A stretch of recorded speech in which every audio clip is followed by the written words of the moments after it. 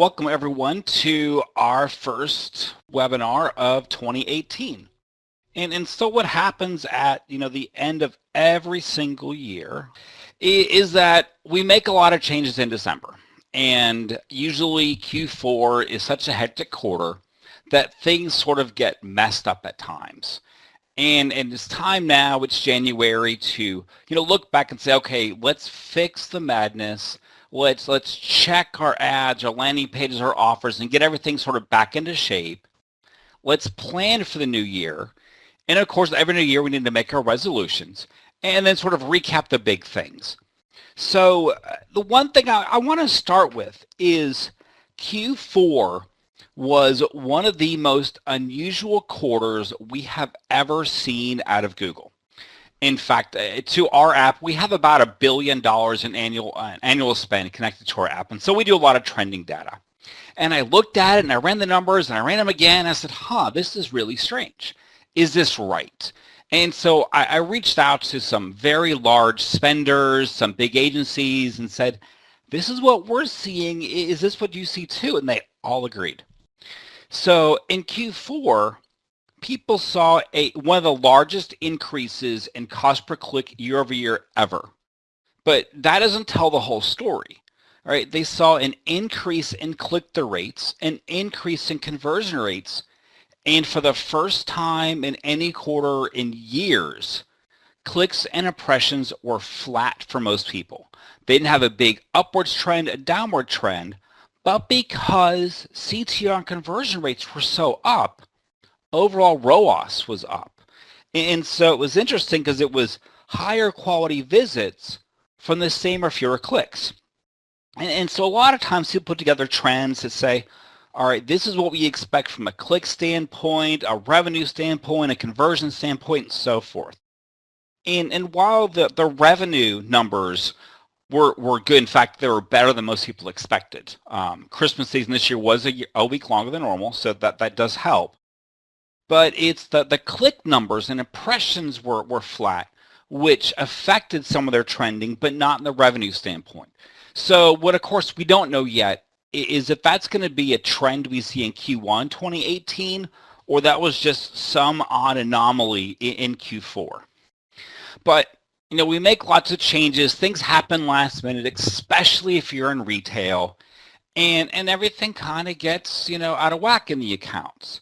So what we need to do is go back and make sure you don't have issues like this. I did some searches even this morning. I am still seeing ads for Black Friday deals. I still see ads that say we will ship it before Christmas, or shipping cutoff is December 22nd. These are still running right now. Right? This is a problem because those ads are wasted impressions. And so what you want to do, number one, is go through the account and make sure that if you have ads that say Christmas, discounts, deals you no longer offer, do some searches, select them all, and hit the pause button. Now, where this is usually overlooked, it's easy to go in AdWords and search for Christmas, select all, pause. That's pretty simple. Is image ads. A lot of people make holiday-themed image ads. And of course, search doesn't work across OCR, optical character recognition, within AdWords. So you're going to want to double check your images. The other thing just to double check too is any other templates you're using. I got an email last Monday from a company saying, hey, welcome to the new year and all this good stuff that companies like to put out. And it still had their Christmas bar and logo and everything across it. And of course, they're now out of date. So, number one is let's make sure anything that shouldn't be running is not running. So the biggest problem you get when you run and you search for Black Friday and Christmas and specials you no longer offer and pause everything is you end up with ad groups that have no ads in them and you want them to be active. So an easy way to find out if you have ad groups with 0 active ads in them is go to the old interface.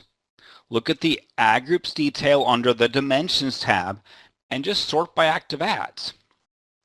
You cannot do this in the new UI yet. So some of these ad group details and dimension reports are not in the new UI. So if you've been adopting the new way that Google's going to sort of put together information in a visual manner with the new interface, to run some of these reports, you have to jump back to the old interface to run them. So then, if you have places without active ads, go to the ad groups, unpause ads, create as necessary. Now, the other thing to check, negative keywords. So, we've got one client in the jewelry industry, really high-end jewelry. And during most of the year, they do not want to show for things like cheap jewelry, costume jewelry, discount jewelry. They're high-end, it doesn't fit their brand. In holiday season, they don't care, right? They're willing to put their rings and necklaces and stuff at 50% off like everyone else and sell during holiday at slightly lower prices. As soon as the holiday is over, they no longer want to show for those keywords again. So, they do things like keep a negative keyword list, which is actually called saving for post-holiday, and then they have their cheap one. They remove those from campaigns during Q4. They try to remember to re-add those lists right at the beginning of the year. So if you have words, negatives that you don't use all year round, and you remove for part of the year, it's time to add them again. Now the next thing is, do you have keywords that need to be changed or paused?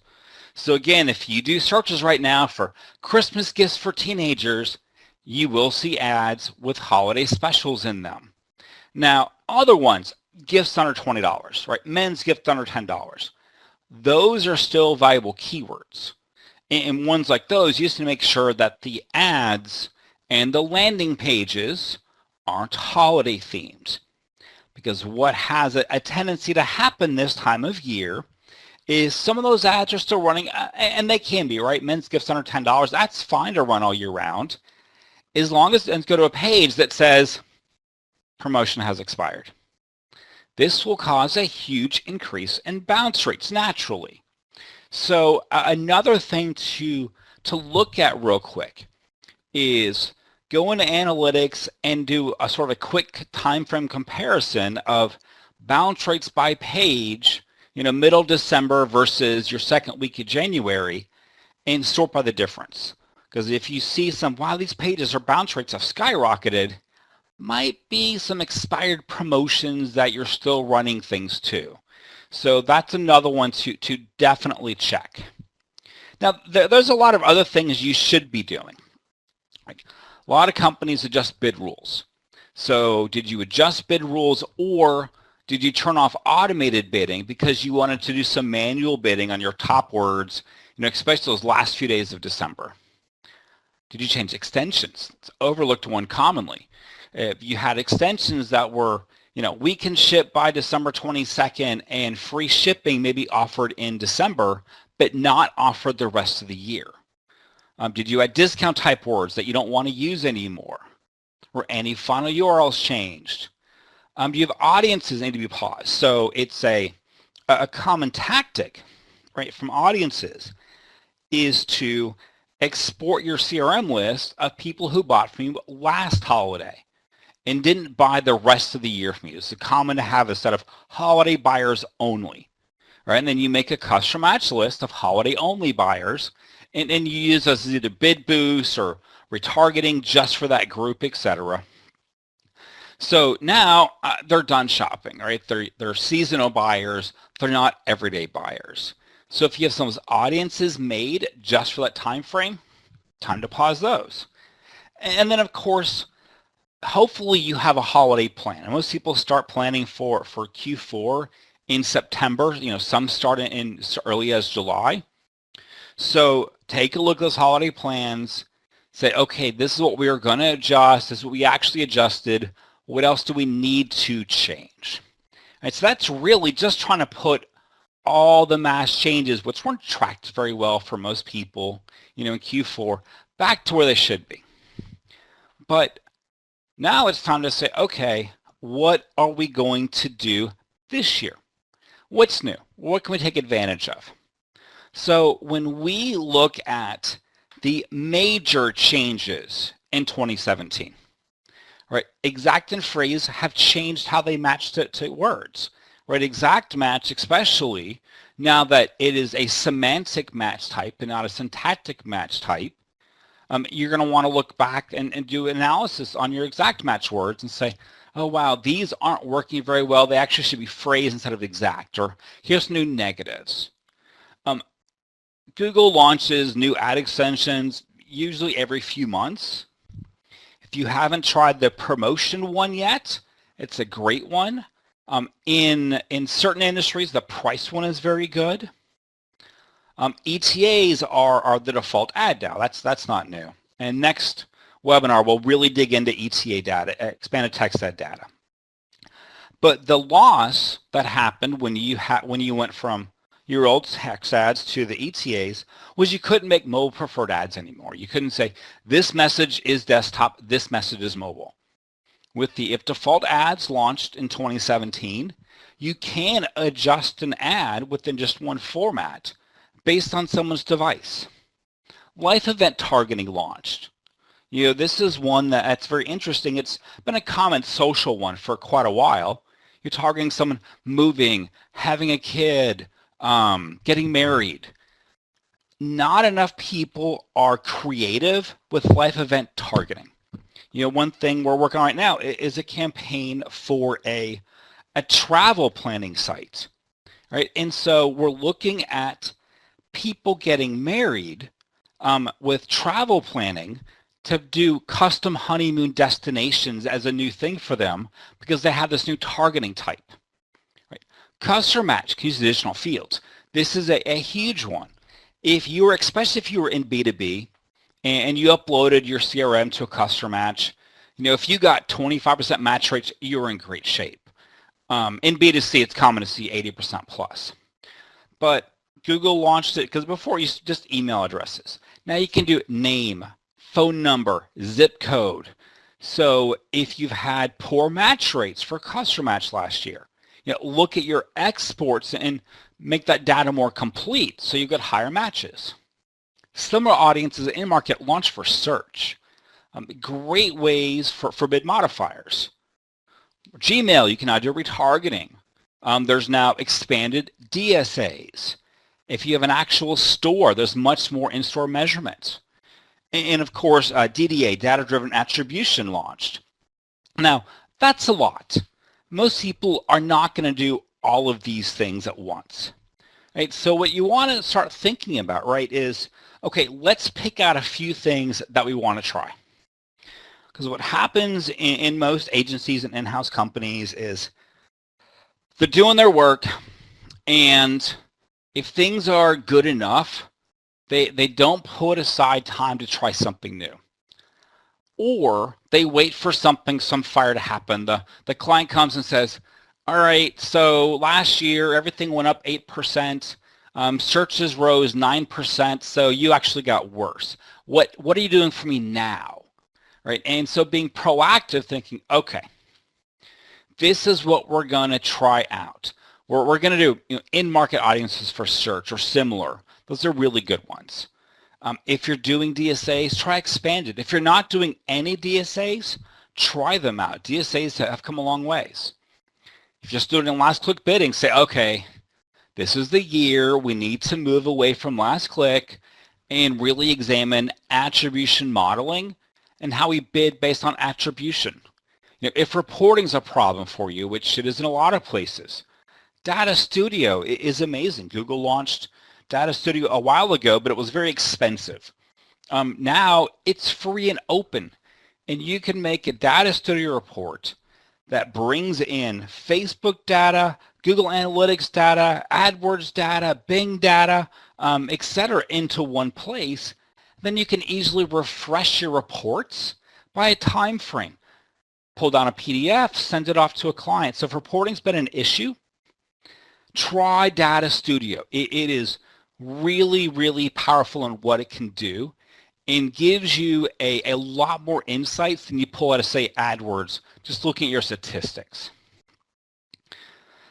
Now, unfortunately, when we survey companies, only about 8% have a marketing plan, which is just a terrible number.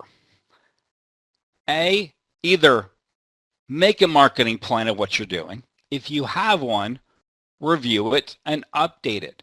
So that way everyone's on the same page with this is what we've done, this is how we're set up, this is what's next, right? So having a sort of concrete plan together makes it so everyone's on the same page with what you're doing. Now, it's 2018, and so what's going to happen is your goals are going to change, right? A lot of people sit down at the beginning of the year, or usually their financial years, which some cases are June to July, and they say, okay, this is what we want to accomplish. And then that's done at the C level, sometimes at the VP level, and it's put together in big strategies, but it's often not fully pushed down to director levels and manager levels who are executing on this. And what was the agency who doesn't realize their clients' goals have changed? So it's always useful to sort of sit back and say, all right, what are our goals for this year? Is it, we've changed how we want to do awareness. We actually want to build awareness in YouTube campaigns to increase branded search so we can capture, and increase brand awareness for the company. Is it that we are looking at increasing, total leads while, changing how we do some of our lead capture flow? There's a lot of different ways that goals change. It could be, hey, we've added a 24/7 support line. We need to do call tracking now, and we need to make sure for our call tracking, we're looking at leads versus customer support, tracking the leads and pushing those back into our analytics so we can make adjustments based upon that. What are the goals? And my favorite question to ask a client is, what will make you happy? If we hit X goal, you're a happy client, because that way they've said something concrete. Here's a number, right? We want a 375% ROAS with at least $1 million in revenue per month. That's a concrete number. Right now, you can look at what you're doing and say, this is what makes them happy. If we do this, we're in good shape. Right? So and a client could be your boss, right? If you're in-house, the client's your boss. It's other companies within your larger organization. Right? So understanding what is the goal you're working for also helps you look at all these new features. So, okay, that's going to help me accomplish this. Now what's not going to do anything for us? Do you have new products and services? All right, this is another time to look back and say, has our website changed? Has our base core offers changed? Right, so if you have new products, you need to do some keyword research for it. Do you have new services? Time to do that keyword research. Right, this is a very important consideration, because often in December, people add a lot of products which aren't sold in January. That's pausing them. A lot of times in early year, they're thinking, what's new? Now, the next thing with products, especially in service-based companies, is to say, have our timelines per product changed? So like we'll see with most companies, so I live in Northeast United States, which means we got a lot of snow usually in the wintertime. This year, it's been much warmer. So the companies who usually do basement refinishing, right? They go to the basements, they make them nice and livable and so forth. They're also the same people who build decks for outside your house, your porches. This year's been much warmer than normal. So what we're seeing is usually people who own a house, they do their porches they do their basements in the wintertime, they do their porches in the summertime.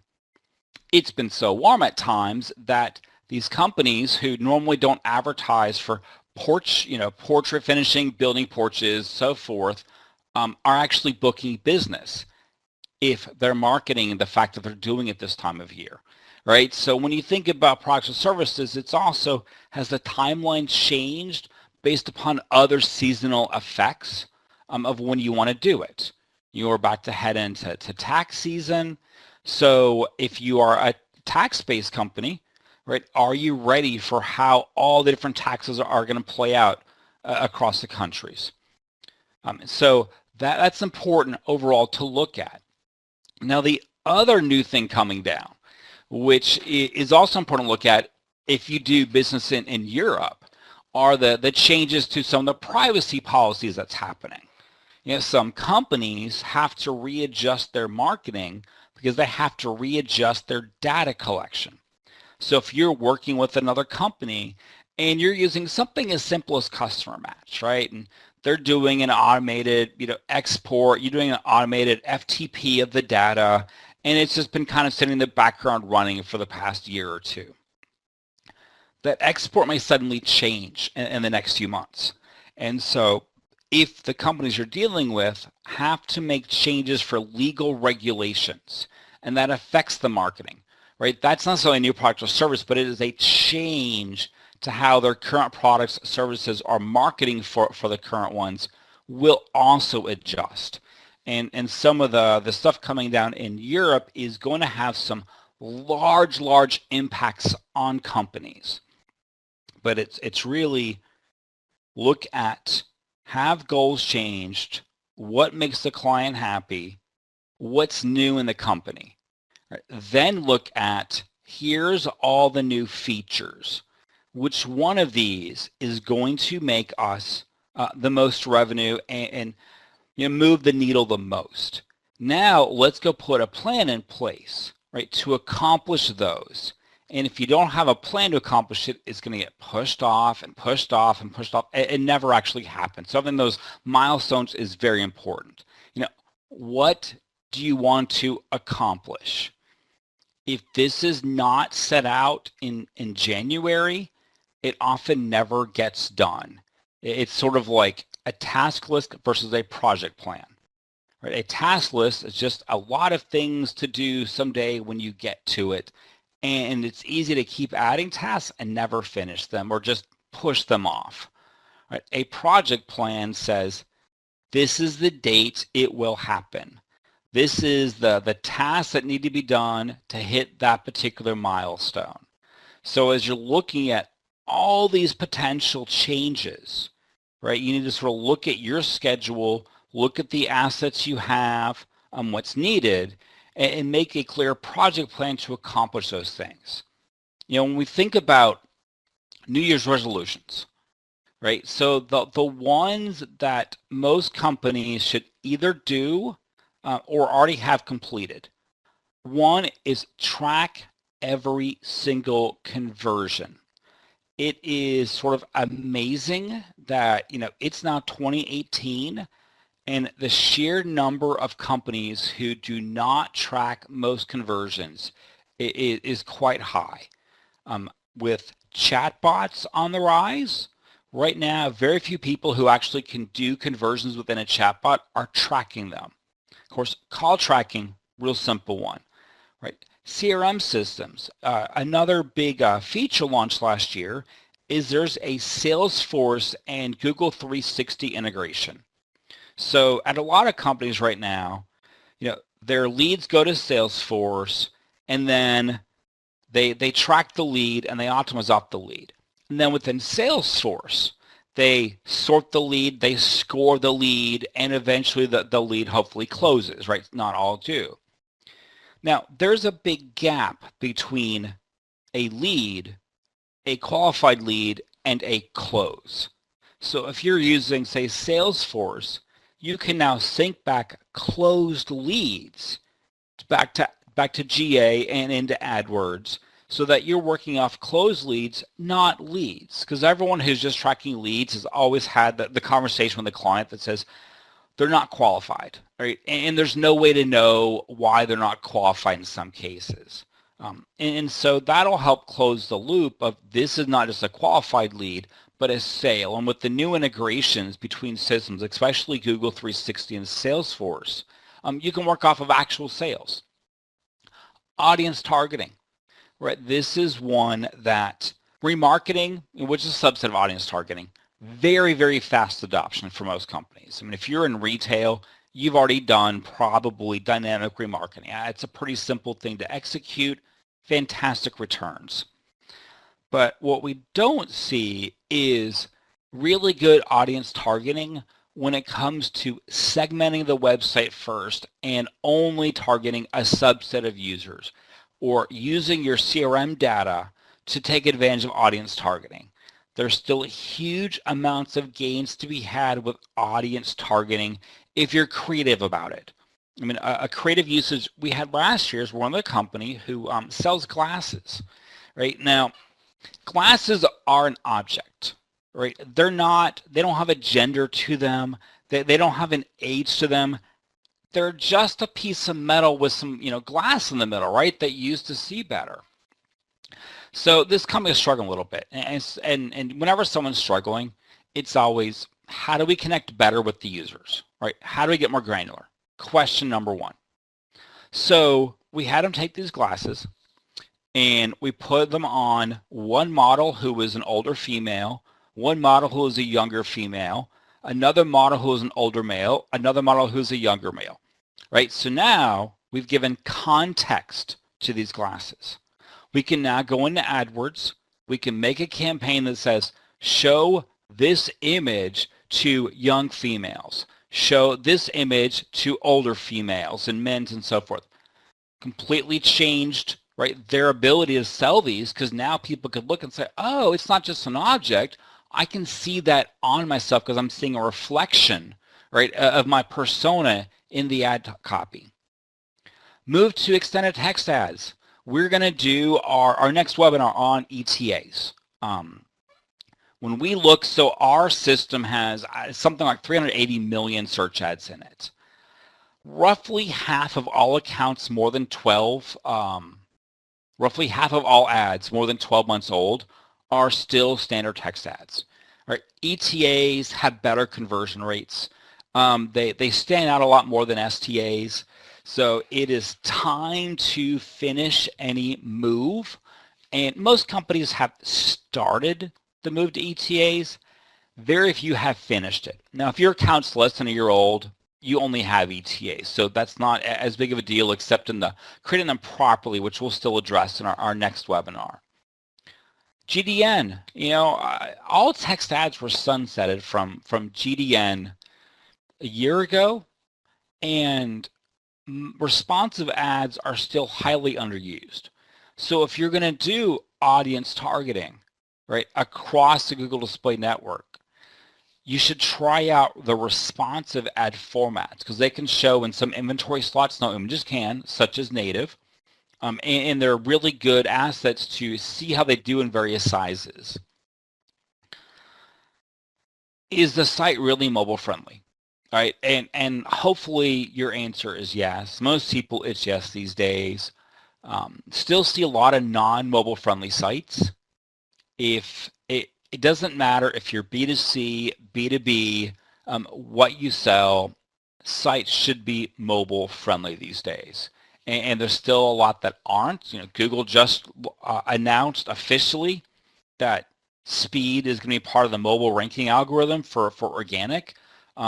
It's already been one on the desktop, but it's going to be a mobile one too. So, with progressive web apps and AMP, it's going to be a more important consideration going further. If you haven't tried Dynamic Search Ads yet, right, try DSAs. You tell Google, hey, this large, long tail my website, we're not picking ads for every page and keywords for every page. Let them do it, right? Use machine learning to your benefit. Test more. No one can ever go wrong by trying to test more, right? Make sure your ad extensions are complete. There are a lot of ad extensions. A underused ad extensions, when you don't have a complete set, it affects your metrics significantly, right? Every campaign should have 4 to 6 site links, 4 to 6 call outs, 3 structured snippets, And so what you usually see is most campaigns have some of this, but not a full completeness. So when you do your audit your ad extension usage and make sure it's complete across the account. Try multi-ad group testing. Most companies do single ad group testing, which means they're testing 2 ads within an ad group. And that'll give you the best ad for a targeting method. But what it doesn't do is tell you this is the best ad for a campaign or an account, because that gives you more insights to customer behavior, which can be useful then in email marketing or web page design. And finally, manage PPC like a project and not a to-do list. That makes everybody more efficient. And of course, we're here at Simplilearn. We believe the resolution number 1 of all time should be get an education. Right? Google changes fast. Things change quickly, but there are principles that are timeless. Right? Good ad copywriting is timeless. Working in the current format, right? That may be based on the latest format, but the overall idea of ad copy, it's a timeless idea, right? So make sure you have a good education to back up all these features that exist. And to make sure that you are getting good education, we're going to do our next webinar on ETAs. And so if you have already converted, we're going to look through things like how the length of ETAs affects metrics. We'll look at, how ETAs do compared to STAs, what's really necessary. We'll get into attribution management. So hopefully you're doing attribution now. If you're not bidding by it and taking full advantage of all the types of ways to do it, we will get into that in March. And demographics of ad creation, right? So how do you put glasses on a model who echoes your demographics? Productivity is one of my all-time favorite topics. And then large-scale ad testing, how brands test this. So that's what's coming up. And so when you think about your New Year's resolutions, right? Let's fix what we have. Let's make our resolutions. Right? Our goal is to really say, here are the things you need to do to hit your resolutions and make sure that throughout the year, you're getting more and more efficient from your account. All right, and with that, I'm going to say thank you and ask Richard if we have any questions and so forth to go through. Oh, excellent. And I always have questions, Brad. That's just the way I am. But before we dive into the question and answer session of this webinar, I want to bring up a few things. First, I would like to thank you, Brad, for your time here today and for an enjoyable session.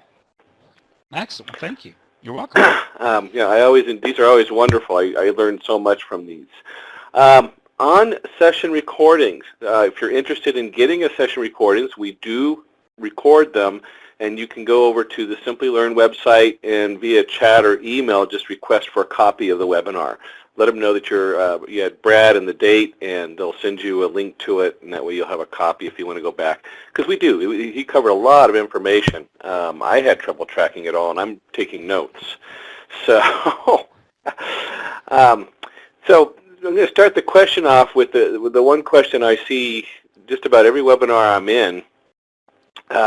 And please, if you have a specific question to your career path or for your company or business, bring it up in the chat or the Q&A. I know we already have some people who are sending some stuff in chat, so I'm looking at both of those. But the first question I'm going to bring up is that we get a lot of people who are on a career path who want to dive into marketing. And where do you start? I mean, if you've never done any marketing, and that's kind of like a fun niche to be in, is figuring out what AdWords to put out there and what tools are available. Where do you even begin getting an education on that or getting the basics started on that, Brad? Well, I mean, our course is Simplilearn, right? I mean, that's a softball question. In reality, though, right? When you think of a marketer these days, a marketer needs to be able to do 3 things well. right? They need to first know how to drive traffic. So, I mean, I teach AdWords, of course. It could be organic. It could be social. You have to drive traffic, right, to a site or an asset. It could be an app, whatever, right? That's step one. Step two then is understanding how that traffic's doing, which is analytics, right? How is my traffic actually performing? And then now once you can answer that, right, question three is, how do I make it better? Which is conversion optimization, right? So a complete marketer, usually, unless you're a statistics guru and you want to start an analytics or something, right, which is completely viable, most people need to drive traffic, analyze traffic, make the traffic convert better, and then usually circle back and say, okay, what other ways can I drive traffic, right? And then move from, you know, an AdWords to an organic, or organic to a social. And so it's kind of like this big complete loop of that.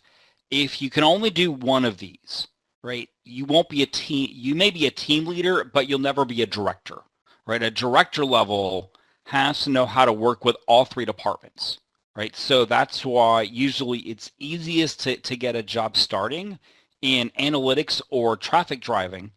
Then once you've taken that first step, you know, then you move through your 3 steps. Once you understand the entire process, right, then you can move up in the company to be a director level, VP, etc. But very few people can be directors without being able to talk to all their departments. How's that for a long-winded answer? Yeah, oh, it was excellent. And that actually leads into my next question, which I've certainly worked with many startup companies to larger companies, and I don't work in the side of marketing. I work more in the data analytics side. But one of the things I always run into is, and you were talking earlier, what was it? It was Data Studio, being able to build reports. And in your personal experience, how do you convince the head of the company they need to spend the money? I mean, that's always a big one. You know, we need to spend this amount of money and this amount of time on this. And they look at you and go, no, we don't want to spend any money. And then you have to come back to them and explain why. How do you address that? Addressed that? It's so personality driven, right? It's so personality driven. There's a lot of ways, right? Number one is you put together a chart that says, this is you, this is your competition. They're beating you because of X, Y, and Z, right? And usually showing a C level why they lose is a good place to pull some money from. Another one is to move to more historical situations. So it was interesting, right? In the big economy downturn like 5 years ago, a lot of companies just stopped spending, right? They were like, the economy's down, we're going to stop spending. And post the change, if you look at their stock prices, they were very slow to move. Now, another subset of companies kept spending through it, right? They might have lowered budgets, they never stopped. And once the economy turned around, their stock price uptick because they understood the market still was much steeper, and they're actually still much ahead of the companies who didn't. Right, and so sometimes if you've got a CEO who's been, you know, there for 20 years or something and has seen a lot of changes, you know, using that historical one can be very useful in showing this is what happens if you don't understand your market. And of course, number 3 is and I'm not saying this in a disparaging light, but it's one that's common. Bring a millennial to the meeting and say, okay, I want you to look how this person interacts with the world and tell me you understand it. Because odds are when they pull open Snapchat to start the day and they take a picture of the CEO and put on Instagram and say, this is who I'm meeting with right now, and this and that, a lot of CEOs look at them and go like, I have no clue what you're doing. They're out of touch with the market. They already can see that, right, for themselves in person. It was, okay, we need to spend money to actually understand the market changes that are happening. And that gave me quite a chuckle. Bring a millennial. Just out of curiosity of the attendees, how many of you are millennials? If you don't want to answer it, that's okay. We're not going to put anybody on the spot. That might even be a very interesting job description. I'm your token millennial to bring to a meeting.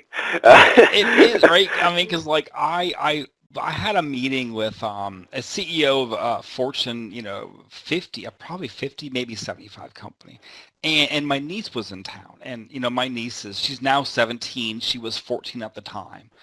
And I live in DC, right? So I was showing her down DC, and I'm like, you know what? Come to the meeting with me. And so, I introduced them to my niece in the meeting, and I actually walked through and said, this is how she sees the world, right? And showed like 4 or 5 apps from her phone and what they couldn't see. Like, these are things you can't see because you're not her close friend and this and that. And it was very eye-opening for the CEO, who was, probably only mid-50s, right? Like, not, I mean, again, it's tough when you get into ages, but, probably only mid-50s, but just did not understand the world. And they sold consumer goods, right? And he's looking at her like, you are going to be who we sell to in about 3 to 4 years of time. You will be, one of the top purchasing segments of the economy, because millennials, they're a much larger population than the Gen Xers and how do you want to break out Gen X and Y, et cetera. They're a large population set. And, starting now, they are the ones who are becoming the directors of companies and this and that. And you got to understand them because they have buying power finally. I mean, a lot of buying power. I have 3 millennials of my own, so. It's also the change that companies don't get in how they spend money, right? So, previously, people wanted to buy a house, right? And the number of people who want to own a house is actually decreasing because the millennials often want they're used to the Netflix economy, right? Where I pay $11 a month and I see this. I pay my phone this, I get this back, right? And so they're used to a monthly ongoing fee. And so, a lot of things that used to be just bought are now rented, and that's where we see a big jump in, like, say, clothing that's actually rentable, right? Where, like, in my demographic, we just bought our suit, right? You have a few suits, you're good to go, right? And now it's more common to see someone, rent a suit for a weekend or subscribe to a site that lets them get a new dress every week or every month. And it's a subscription-based economy much more than it used to be, which changes how a lot of CPG companies need to think about ownerships of products. I think, yeah, we've seen that with Microsoft Office. You now Exactly. rent it instead of owning it. Adobe, same thing. You pay subscription fees for Adobe. You don't download software. Well, you download software, but it's not the same payment method because they've adjusted to the millennial economy. Oh, wow. So another question coming in. At a company level, how do you get the team to be on the same page? When you're dealing with a large company, that's always a challenge because you have, like you said, there's personalities. You got 3 people going one way and 2 people going another way.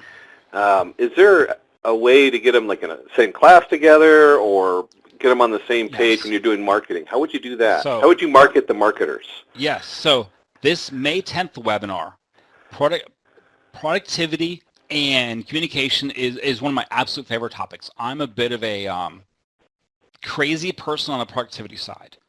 And so it usually starts with project management software, right? This is what everyone is doing. This is views so you can see what's actually being worked on. And so everyone's on the same page. That's number 1. Number 2, right? It's a communication system or a communication culture. Now, you have to be careful with this, right? Slack, great. Except the problem with Slack is it's constantly interrupting, right? So like we use Slack for corporate communication, but it's muted by default. So it's like checking email, right? Okay, I need to go check the company Slack and see what's done, but it's not interruptive because that'll kill the productivity. Is that micro interruption stuff. And 3 is usually how meetings are run and attended, so information trickles down correctly, right? Most meetings are highly inefficient. They involve too many people, and they don't have strict rules with them. I'm really am a crazy person with this. I have meeting rules. And so, making sure the correct people are there and then disseminated to those who need to know but don't need to attend, right, is another important culture change. But to me, everything starts with project management software that makes the company feel they're efficient, not another task to do, which is why not every company is be different on what they really want to use, to start the communication and to start the same page, and then a secondary communication system of what needs to be done versus what you need to be informed of versus this stuff you don't need to know, and if we send it out, we're just clogging up your inbox and you're not getting to the stuff that's important, right? Being judicious in what actually gets communicated is important as well. Nice. Yeah, yes. That's excellent advice. Communication, they say, what is it? Communication in business is like location in real estate. Communication. I was in the real estate software industry for many years. Yeah, but it's also communication with customers, right? Not just internally. Otherwise, you get into like self-fulfilling prophecy area. So it's communication, but that's people below you, people your level, people above you, and then your customers. And that's the part that I find is often skipped in companies. See, the companies I've dealt with had the opposite problem. They were so focused on the customer, they forgot to talk to each other, which was always a challenge. Which is becoming more common with virtual-based companies because there's no longer water cooler conversations, right? And that's where having some other way of dealing with stuff, like we have one company I work with, they're roughly half virtual and half in an office.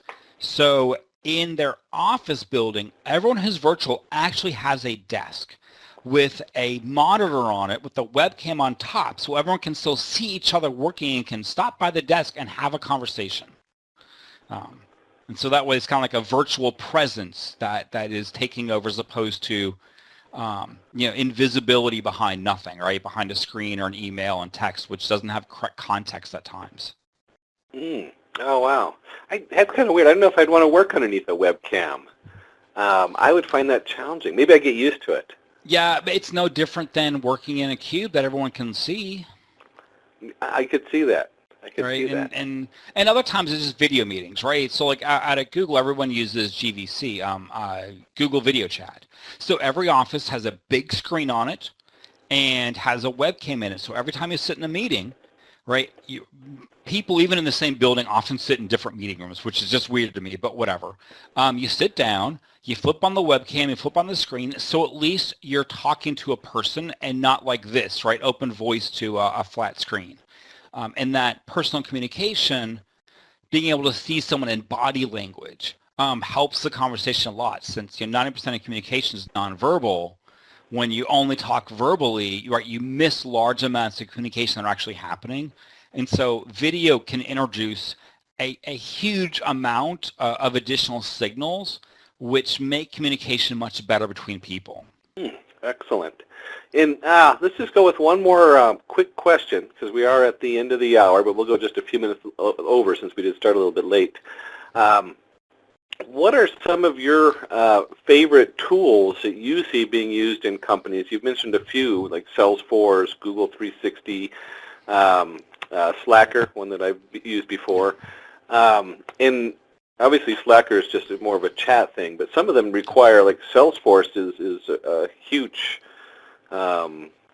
usually requires some training for Salesforce. I mean, we have classes in Salesforce versus, like a chat box like Slacker. You just kind of put it up there and everybody uses it. What are some of your favorite tools, and which ones are the ones that you would need to get everybody trained on versus something that is quick and easy like Slacker, and where do they fit in those niches? So we use either Trello or Jira for our project management.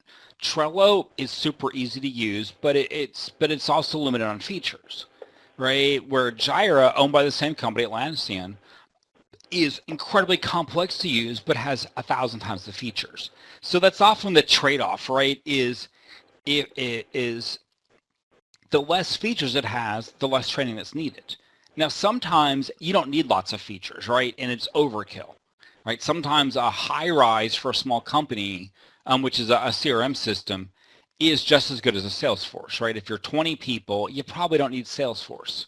If you're, 2,000 people, you probably need Salesforce. So sometimes the simpler programs are the better ones, depending on corporate size. But I love Jira and Trello from a project management standpoint. We use Slack, Google Docs, or 360. I mean, either one, but it's the collaboration features and the live usage. So we can pull up, a spreadsheet in real time among 5 people. We can point and have a conversation about each individual cell or formula or whatever that we want to work on. And that's changed collaboration quite a bit, right? So a productivity suite that is collaborative focused is a huge one. A video chat system, right? Whether it's GoToMeeting, Skype, Google Hangouts, whatever it is.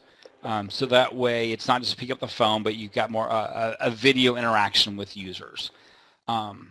Another one I actually love, which does take some training, is Camtasia, which is a video creation software. So, one of the things you run into is someone asks the same question over and over again, right? That everyone has this. So we'll create videos, we're a software company, right? So we'll create a video for someone that says, here's how you do this. And we'll send them the video of it. So if they ask us again, we send them a link back to the video. If someone else asks us how to do it, we send them a link to the video. So it's like this evergreen content that is better than an email explaining how to do something. That's more personal for a lot of people. It doesn't take any longer once you learn it. So like Camtasia Studio we heavily use it for customer support. So some sort of help desk system is obviously important. Our favorite these days is, I forgot the name of which one we're using. We switched about 3 months ago, and I like it better, and I forget what it's called. Yeah, well, but a ticketing system for customer communications is very important. A social interaction tool, so that way you can see what customers are saying, right? I mean, this is like, a Hootsuite or something for if you're very large. Hootsuite requires training. Something like a Buffer does not, but Hootsuite lets your customer support people talk back to, your customers on social media while aggregating reports at the same time. You can send up the chain internally. This is our current social media presence. So I think everyone's a little bit different in what they need, but those are probably some of our most common tools to use. Excellent. Yeah, it amazes me how many tools we have out there. If you Google something nowadays, you end up like 5 billion of them, and then you have to sort through them. So sometimes just from the basics of just finding out what other people are using gets you in the right direction. And you can see what comes up on the different trends. That would be, we've gone a little bit past the hour, so we'll go ahead and close the session up. Again, I wanted to thank you for being here. That was a wonderful session. Brad, appreciate your time and your expertise today. Excellent. Well, thank you, and thanks for moderating and keep us on task with all of our attendees, our customers for the day as well. That's right. And if you do have any questions, they do come in here. You can go over to Simplilearn. We have the forums, community.simplilearn.com. You can also come into the main Simplilearn.com webpage, and there's a chat window that comes up, so you can ask them about the classes. The public forums go a little bit more in detail as far as asking more specific questions.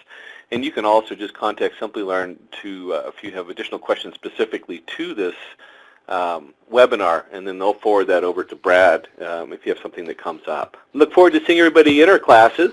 If you have any questions, again, go to Simplilearn.com, and thank you for being here. It's great to have everybody here, and we look forward to seeing you in our next webinar. Excellent. Thank you, everyone, for attending, and thank you, Richard, for hosting us.